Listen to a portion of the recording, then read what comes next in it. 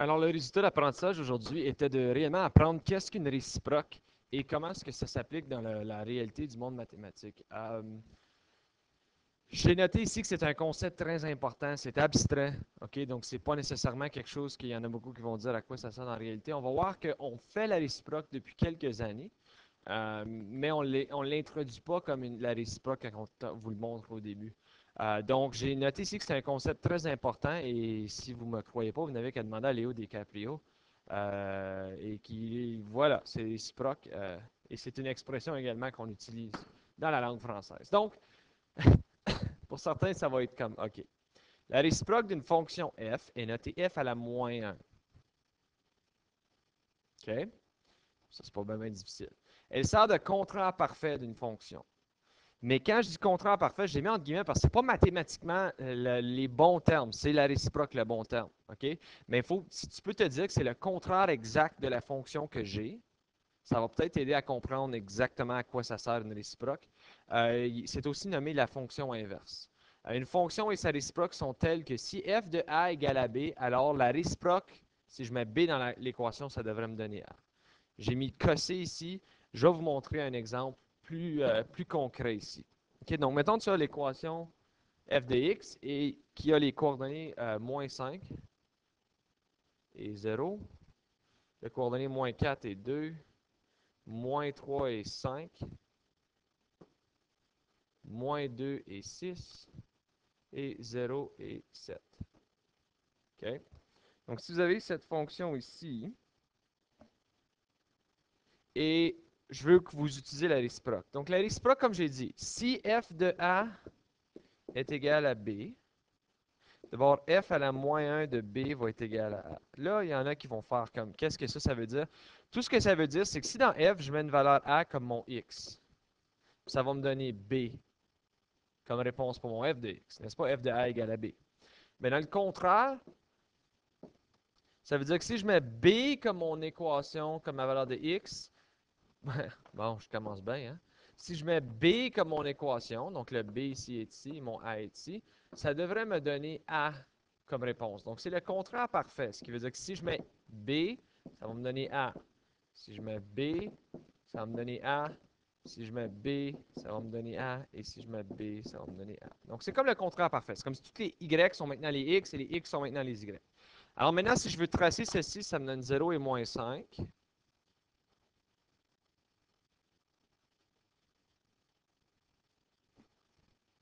Ce qui se trouve ici. Et ensuite, j'ai 2 et moins 4. Ensuite, j'ai 5 et moins 3. Ensuite, j'ai 6 et moins 2. Et j'ai 7 et 0. Alors, qu'est-ce que ça veut dire? Ben, je vais vous donner un indice, OK? Donc, ça, c'est tricher un peu, là, je vous donne la réponse. Mais essentiellement, c'est que il y a une ligne ici. Et censé être droite, fait que moi, je vais tricher encore plus. Je vais aller chercher une ligne droite. Ça va peut-être vous aider un peu plus.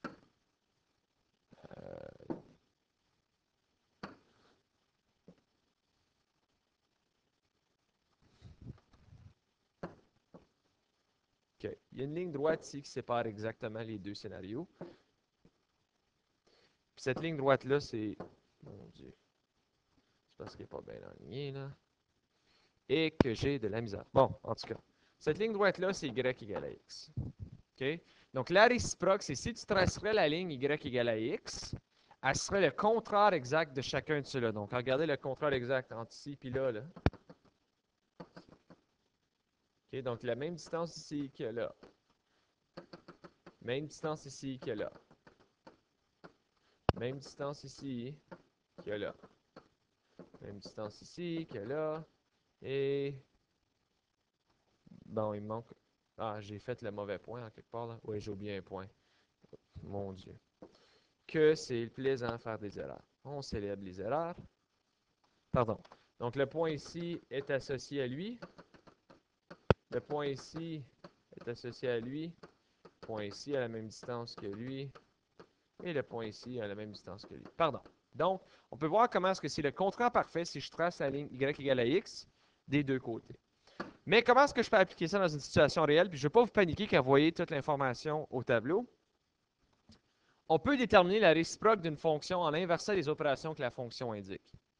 Donc, si la fonction, c'est f de x égale à 3x plus 2, pour savoir c'est quoi le contraire parfait, on multiplie chaque valeur de x par 3 et on ajoute 2 au résultat.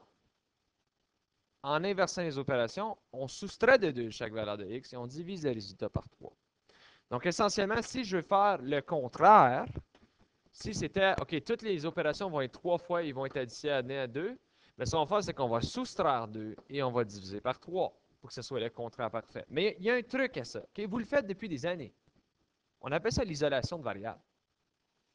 Si je veux savoir c'est quoi x, regarde, si j'avais juste f de x égale à 3x plus 2, puis je te dis, c'est quoi la valeur de x? Bien, on faisait moins 2, moins 2. Ensuite, égal à 3x. Ensuite, divisé par 3, divisé par 3. Donc, ce qui me donnait que f de x moins 2 est sur 3 égale à x. Donc, je sais que ma valeur de x, f de x, comme, regarde, c'est la même affaire. C'est ce qu'on faisait. On faisait le contraire parfait. On est en train d'essayer de trouver le contraire de ce que j'ai. Donc, je te donne la y, je veux savoir c'est quoi les x. Donc, on faisait le contraire. Mais, c'est écrit sous cette forme ici, quand on fait la réciproque pour être mathématiquement bien. Donc, voici le truc ou le référentiel de comment tu vas trouver cette information-là. OK? Avant que vous ayez une crise d'anxiété, j'ai mis ici, là, point, point, point, il est peut-être trop tard pour certains d'entre vous. Voici l'étape d'une méthode systématique pour déterminer la réciproque d'une fonction. Donc, de 1, tu écris la fonction sous la forme f de x égale. Elle devrait déjà l'être. De 2, tu permutes x et f de x dans l'équation. Change-les de place en bon canadien français. De 3, tu isoles f de x dans la nouvelle équation. Et de 4, tu remplaces f de x par f à la moins 1 de x. Donc, juste un instant. Je vais le faire ici avec cet exemple-là. Ensuite, je vais faire le prochain exemple avec vous. Donc, écris l'équation sous la forme de x. Donc, je vais refaire l'exemple qu'on avait. F de x égale à 3x plus 2. Ça, c'est étape 1. Permute x. Permute, ça veut dire changer de place. Ça veut dire que x va être égal à 3 fois f de x plus 2. Isole f de x. Donc, moins 2, ça donne que x moins 2 égale à 3 fois f de x. Divise par 3, divise par 3. Donc, x moins 2 égale sur 3 égale à f. Mais la dernière étape, c'est remplace ton f à la x par f à la moins 1 de x. Et voilà ta réciproque. Pour certains d'entre vous, ça peut sembler simple. Pour certains autres, ça peut sembler inutile. Voyez comment ça fonctionne dans ce cas ici. Donc, de 1, je vous dis ici, détermine f à la moins 1 de x. Donc, je commence avec l'étape 1, il est déjà écrit. L'étape 2, je vais permuter. Donc, je sais que x égale à 2 fois f de x moins 3. Ouh, ça c'est un 3 qui est beau, hein? Bon. On ne l'amènera pas dans C, ce 3-là. Donc, ici, je fais plus 3, ce qui me donne x plus 3 égale à 2 fois f de x. Maintenant, je divise par 2, je divise par 2, ce qui veut dire que ma réciproque, c'est x plus 3 sur 2. Donc maintenant, je vous demande de tracer les équations. Moi, ce que je vais faire, je vais le faire avec Desmos pour l'instant, juste pour vous montrer plus visuellement, plus précisément à quoi tout ça a de l'air. Mais évidemment, vous pouvez aller chercher ceci en le traçant à la main. Je m'attends à ce que vous soyez capable. C'est simplement que ton ordonnée à l'origine, dans le premier, serait négatif 3 et 2 serait ta pente.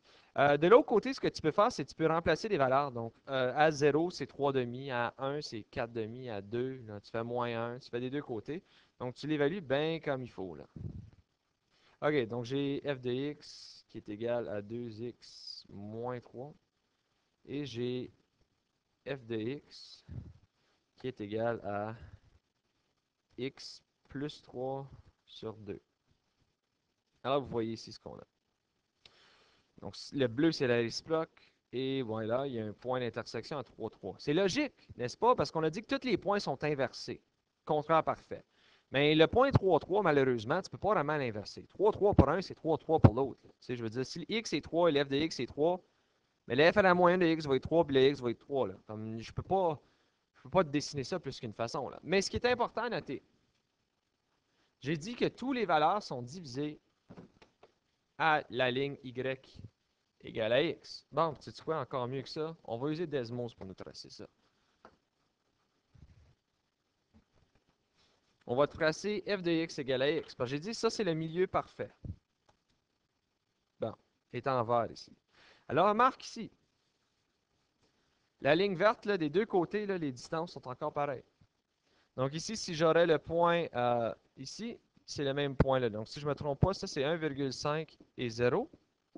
Ça c'est 0 et 1,5. Contraire parfait. Pareillement en bas ici, si j'ai moins 3 et 0, ici j'ai 0 et moins 3. Donc vous voyez comment est-ce que c'est la même exacte distance des deux côtés de la droite y égale x. Donc ceci c'est ma réciproque. Maintenant, on va regarder si j'ai une fonction du second degré. Fait que là, les étapes ne changent pas nécessairement, mais c'est juste qu'il va y avoir quelque chose à la fin qu'il va falloir que vous regardez attentivement. Donc, encore, première étape, c'était de permuter ou changer de place le x puis l'f de x. Ça me donne ceci.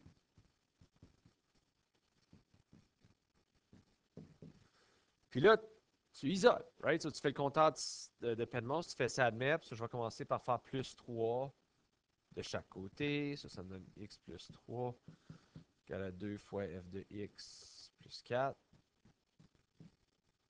Puis là, je vais diviser par 2.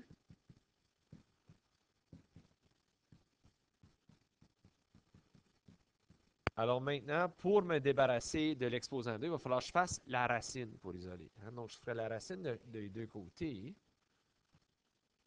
Ça l'annulerait l'exposant 2. Mais il y a une chose qu'on se souvient. Puis là, je vous ramène. Là, si j'avais x au carré égale 4, quand je faisais la racine des deux côtés, x était égal à positif et négatif 2. Right? Parce que je ne sais pas si c'est parce que 2 au carré donne 4 et moins 2 au carré donne 4 aussi. Donc, quand je vais faire ça, c'est la même chose. Il faut que je tienne compte du positif et du négatif de la racine.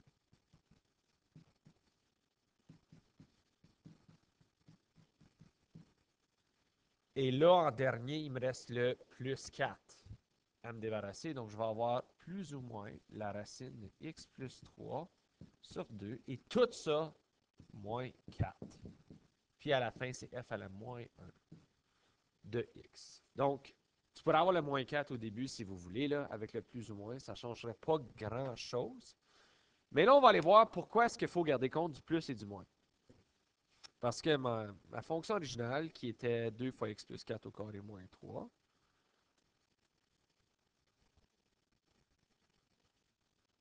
est ici.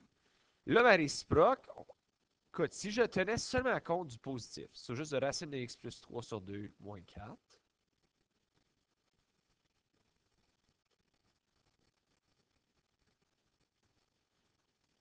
ça a l'air à ça.